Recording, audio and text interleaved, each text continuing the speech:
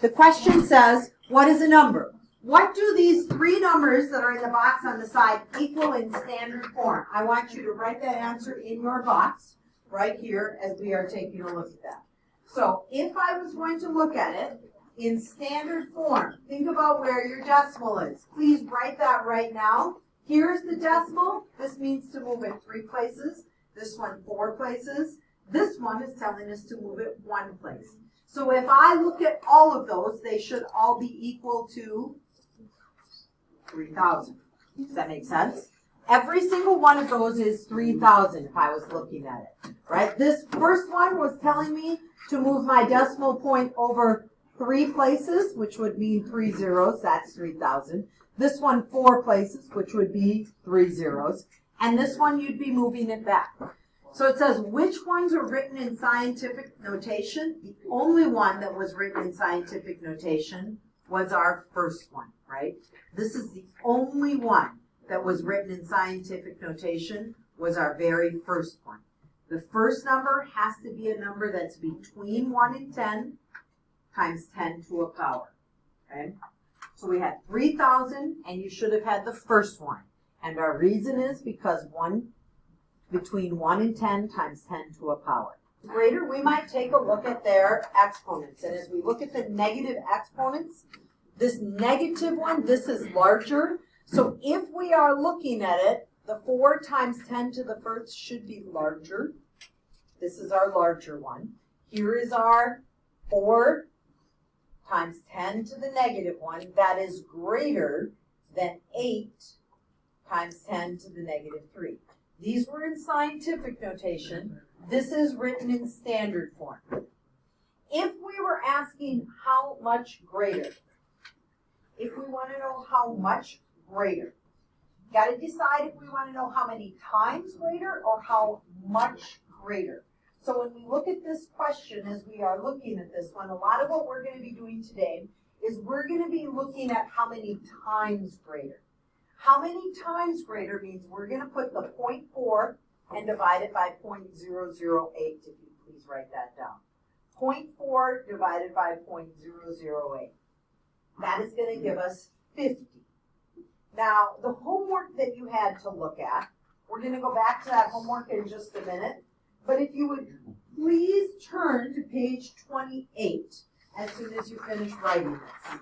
As we look at this card matching activity, this counts for a 40-point quiz. This will pretty much be your last grade besides the quiz I'm handing back today that are on this quarter grades.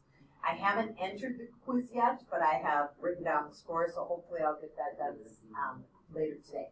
Card A has a number in both scientific notation and, as we look at it, standard form.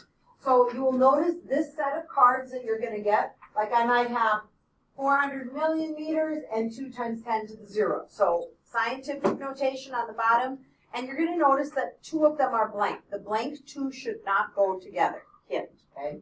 So each one, a decimal notation card, has a match that we are going to be looking in standard. So this 20 meters should match one of the cards down here.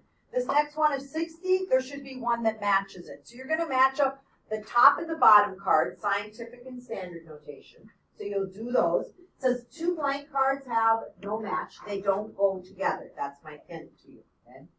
Then you're going to get another group and you're going to get these pictures. So you're going to get these pictures and it's going to say, okay, you got to kind of agree. And so once you have all of these yellow cards matched up, you and your partner, you're going to just have me check it off. So you're going to have them cut out. You'll get scissors. You'll cut those out. You'll put those together. Okay?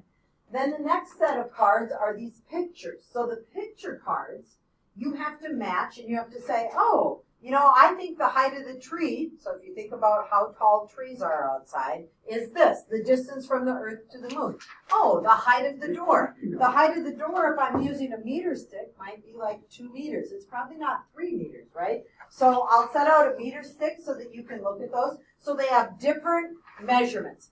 It's the thickness of the dollar bill, not the length of the dollar bill, right? So the thickness of the dollar bill is like really thin, right? It's kind of like the thickness of paper, right? So you're going to be looking at those and you're going to match then the number cards to the picture cards. Once you've done that, the next part is very similar to your homework that you had tonight on page 50. And you have these arrows. So you might not be cutting out these arrows today in your group. What you might be doing is getting the two scientific notations cut out and the objects and getting those matched up. You'll get those matched up, and then you have these pink arrows. And this is telling us, oh, that we're going to take a look at multiplying. So it says in your group, make sure everyone agree with the matches. When you're done, raise your hand so that I can see the picture that matches. And then you get these cards that have the arrows. So some of them have no numbers on them. Most of them do.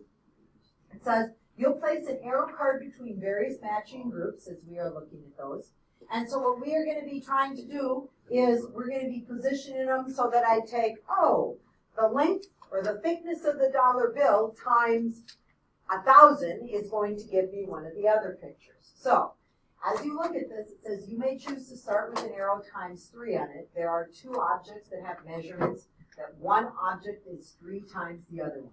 Alternately, you may want to start with 2 measurements, it says, and there is one arrow that describes how much bigger. And then you can decide what you're going to put. So your final project is going to kind of look like this. This is the picture, right? This is the part B. These are the part A's. These are the yellow ones that are part A that have the 2 numbers on them. And then you're going to have the arrows. So when you finish by the end of tomorrow, and if you don't finish tomorrow in class, you will have on Wednesday morning before we go sandbagging, you and your partner, that could be part of your time that you finish. This counts for 40-point grade when we are taking a look at it. Either one of these 2 pages, 49 or 50. If you didn't finish them, you want to make sure you get that done tonight. The assignment is also to work on page 51 and 52. Okay? So, any questions that I could answer up here before we project?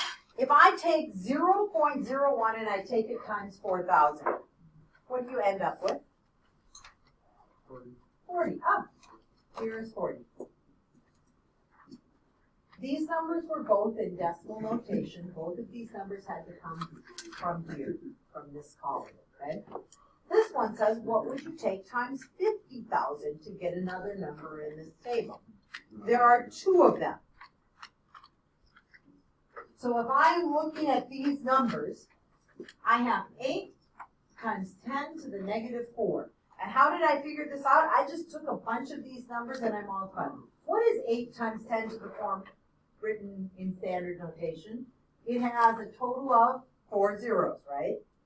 1 in front, 2, 3, 4, and then an 8.